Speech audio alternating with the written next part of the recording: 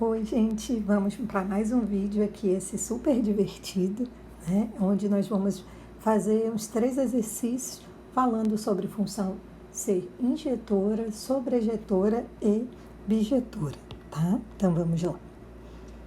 O primeiro exercício nos pergunta assim: a aplicação, né, que é essa nossa função real aí, ó, definida em R e tomando valores em R, dada por f de x igual a 3x menos 1, é bijetora? Então, está sendo feita essa pergunta para a gente. Para a gente responder se essa função ela é ou não bijetora, basta que a gente verifique o quê? Se ela é bijetora, a gente precisa mostrar que ela é injetora e sobrejetora, certo? Se ela for injetora e sobrejetora, nós vamos responder que ela é uma bijeção, ou seja, que ela é bijetora. Mas, para a gente fazer isso, vamos primeiro verificar aqui se ela é ou não injetora. Lembrando da definição, né, gente? Eu quero que vocês lembrem. O que significa uma função ser injetora?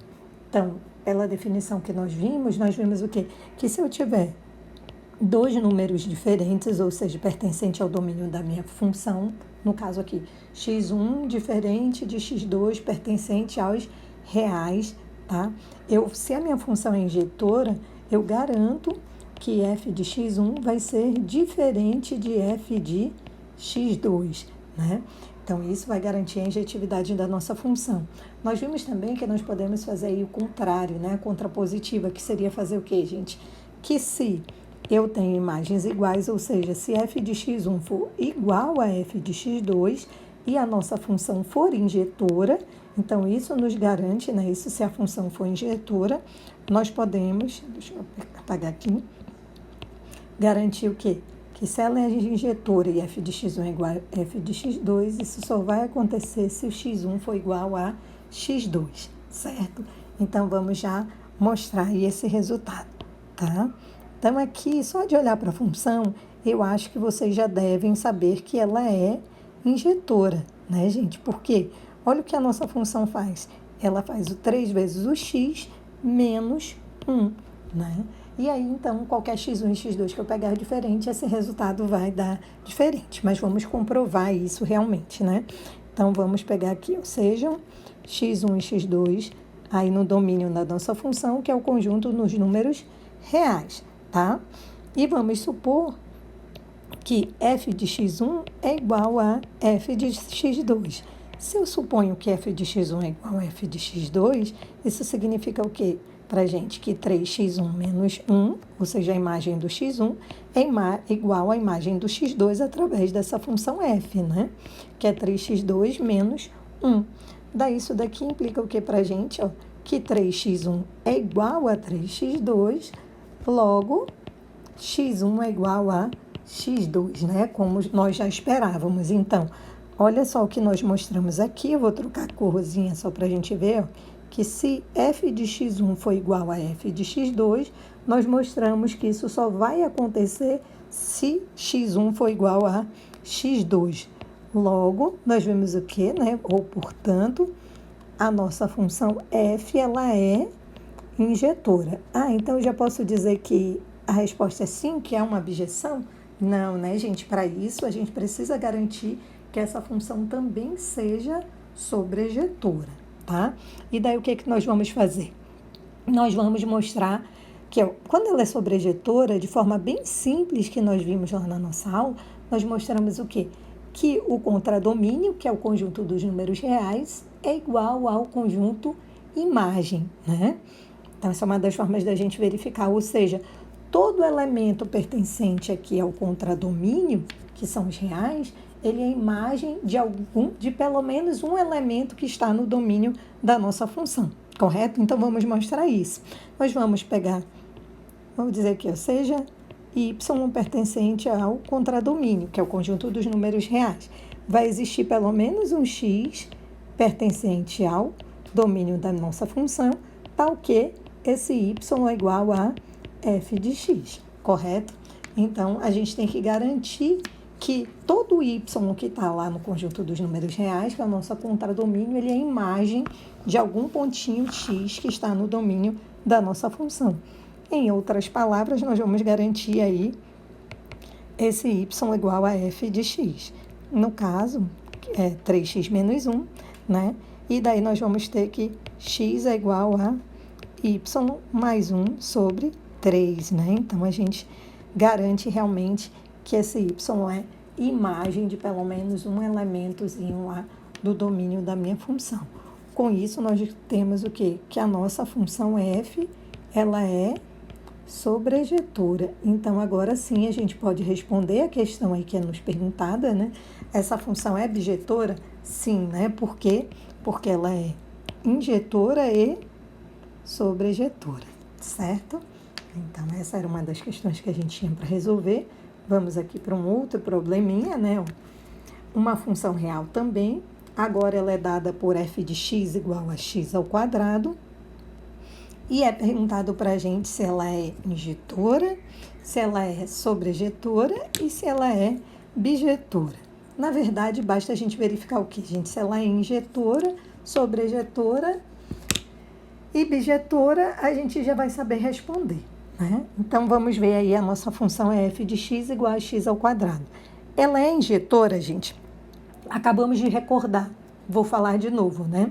Para que ela seja injetora, eu tenho que garantir o quê? Que para todo ponto, todo, gente, sem exceção, que eu pegar aqui no domínio, que é o conjunto dos números reais, x1 diferente de x2, né? A gente vai garantir que as imagens de x1 e de x2 também vão ser diferentes. Isso quando a função é injetora. Se nós observarmos aqui, a gente pode pegar já um contra-exemplo mostrando que isso não funciona para a nossa função, porque a nossa função f de x é x ao quadrado. Se nós tomarmos em particular o x1 como sendo 2 e o x2 como igual a menos 2, e a gente calcular o x1 é diferente de x2, correto? Claramente, né? x1 é igual a 2 e nós tomamos o x2 igual a menos 2, tá? Então, fizemos uma situação em particular aí para mostrar como ela não é injetora. Tomando dois elementos pertencentes ao domínio da nossa função x1 diferente de x2, nós observamos o quê?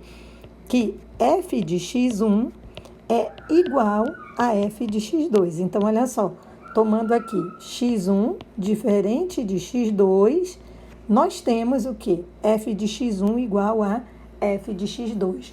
Logo, a nossa função ela não é injetora, né? Por quê? Se x1 é 2 e x2 é menos 2, f de x1 e f de x2 vão ser iguais a quanto? A f de x1 seria 2 ao quadrado, que é 4, e f de x2 seria menos 2 ao quadrado, que também é 4. Então, mesmo x1 sendo diferente de x2, f de x1 foi igual a f de x2. Logo, né, ou portanto, os três pontinhos aqui que eu já falei para vocês, f não é injetora.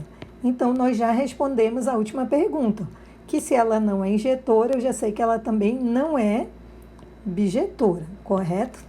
Agora, nós precisamos responder aqui a segunda, que é se ela é sobrejetora. E aí, é a mesma ideia, né, gente, do que nós fizemos no exercício anterior. A definição é a mesma. O que significa ela ser sobrejetora? Que a imagem aqui, que é o conjunto dos números reais, é igual ao contradomínio. E qual é a situação que a gente tem aí? Olha só. A imagem de todos os pontos aqui, gente, já que a nossa função ela pega um xzinho, um número real, e transforma ele no x elevado ao quadrado. O que vocês podem garantir, gente? Que a imagem de todos os pontinhos aqui, apesar do contradomínio terem todos os números reais, no conjunto imagem, nós só vamos ter os números positivos, correto? A gente não tem nenhum número, isso no conjunto dos números reais, um número x que elevado ao quadrado vai dar um número negativo. Então, nesse caso, a gente pode garantir que a imagem é diferente, a imagem da nossa função fzinho aqui é diferente do contradomínio. Logo, a f também não é sobrejetora. Se ela não é injetora e ela já não é sobrejetora, nós já sabíamos desde o início, né? Depois que a gente viu que ela não era injetora, que ela também não seria bijetora, tá? E aqui mesmo vocês podem continuem e façam mais elaborada essa resposta, né? Eu estou dando umas ideias para vocês, mas vocês podem organizar as ideias e mostrar também que ela não é sobrejetora. Por quê? Porque nem para todo y pertencente aos reais, né? Ele não vai existir um x que seja imagem dele, tá? Então, nesse caso, ela não é sobrejetora. Vamos ver o próximo? O que ele nos diz? Mostrar que a função f, definida em z e tomando valores em z, tá? Então, ela está definida no conjunto dos números inteiros e tomando valores no conjunto dos números inteiros. Ela é dada por quê? F de n igual a 2n. E aí, já está dizendo para a gente que ela é injetora, mas ela não é sobrejetora. Então, o que eu vou fazer aqui? Eu preciso mostrar que ela é injetora e que ela não é sobrejetora. Então, bem legal, porque aqui a gente não precisa verificar, né? A gente já sabe qual é a resposta, a gente só precisa mostrar. Mostrar que ela é injetora, vocês vão usar a ideia que vocês já sabem. Mas vocês podem supor que, dado dois números N1 e N2, tá? Suponham esses números diferentes e verifiquem que eles possuem imagens diferentes. Ou a gente pode pegar e dizer que a imagem do N1, suponham, tá? Escrevam, né? Suponha que f de N1 é igual a f de N2. Se a função é injetora, a gente tem que mostrar que, se isso acontece, o N1 é igual ao N2, tá? Então, f de N1 igual a f de N2 implica para a gente o quê? Que a imagem do N1 é duas vezes o N1. A imagem do N2 é igual a duas vezes o N2. Lembrando que N1 e o N2 são números inteiros, tá? Então, eu observo aqui que se 2N1 é igual a 2N2, que isso só vai acontecer se o N1 for igual ao N2. Então, nós mostramos que a nossa função ela é injetora, né? Porque imagens aqui, ó, de dois elementos que nós não sabíamos, o N1 e N2, nós supomos que eles são iguais às imagens do N1 e do N2 e concluímos que isso só acontece através dessa função f se o N1 for igual ao N2. Então, logo nós mostramos que a nossa função f ela é injetora. E para eu mostrar que ela é sobrejetora, aí a ideia que vocês já conhecem. Para eu mostrar que ela é sobrejetora, o que eu vou fazer, gente? Eu vou mostrar aqui o contradomínio, que é o conjunto dos números inteiros, coincide com a imagem. E aqui eu quero que vocês deem uma pausa no vídeo e pensem aí sozinhos. Olha só, contradomínio, conjunto dos números inteiros, é igual ao conjunto imagem? É essa a pergunta que eu quero que vocês façam para você, tá? Façam aí essa perguntinha. Parem o vídeo agora e pensem um pouquinho. Voltaram? Já pensaram e já concluíram certo? Ó, conjunto dos números inteiros, gente, vocês já sabem quem é que vai estar aqui dentro desse conjunto, né? Tem lá todos os números inteiros.